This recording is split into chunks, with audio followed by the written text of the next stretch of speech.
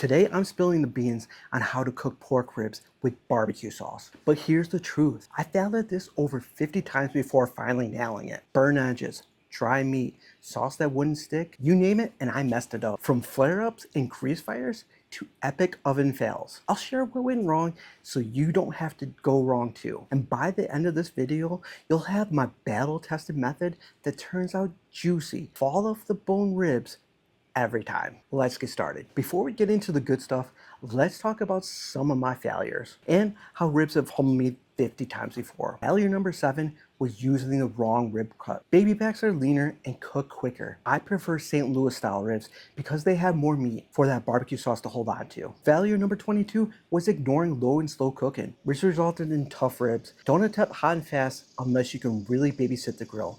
Failure number 35 was using a cheap watered down sauce that burned under the heat. Use a sauce that has some thickness to it. A thick sauce will be able to stand up to the heat and get that perfect tackiness. Now I've tried this method in the oven, on the grill, and even smokers in the rain. The main thing that I learned is that it's all about prep, patience, and that sauce. Drawing from my own experiments, I'll show you the hybrid method that's easy for beginners but gives pro-level results. Let's get started by going over the basic ingredients that you'll need. You're going to want to grab 2 racks of pork ribs. This amount will typically serve anywhere from 4 to 6 people, and it is usually about 2 to 3 pounds of St. Louis or baby back ribs. Grab some olive oil or mustard as your binder, some of your favorite barbecue rub, or my simple rub mix, which is paprika, garlic powder, onion powder, brown sugar, salt, and pepper. If you don't have a grill or a smoker and you want that smoky flavor,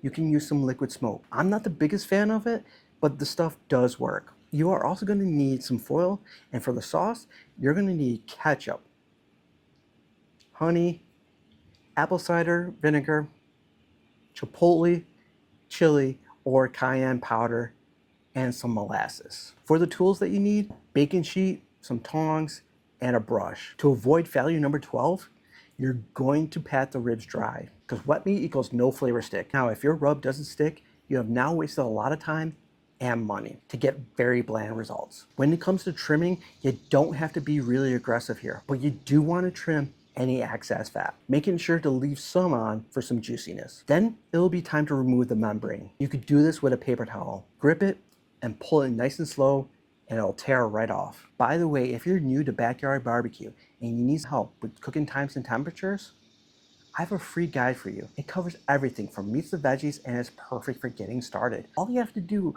is drop a 100 down in the comments below and I'll send it your way. After you prep the ribs, it is time to season the ribs. Rub on oil or mustard and then coat generously with the rub. And then let them sit for about 30 minutes, which will allow the rub to really set it in and stick to the rib. Skipping this was failure number 18, which I like to call bland city. For cooking, I failed with high heat, so go low. If you're using an oven, preheat it to 275 degrees Fahrenheit and place the ribs in the oven for 2 hours uncovered. Now, if you're on the grill or smoker, you will want the temperature to be 250 degrees Fahrenheit. You're gonna use the same 2-hour uncovered time method. It still applies here. And then you're gonna flip halfway through for even color and even cooking. This stage is all about creating that smoky base before the sauce even touches the rib. So don't rush or you end up with dry ribs like my failed attempt number 29. Now the wrap. It was a game changer for me. I learned after failure number 43, nobody wants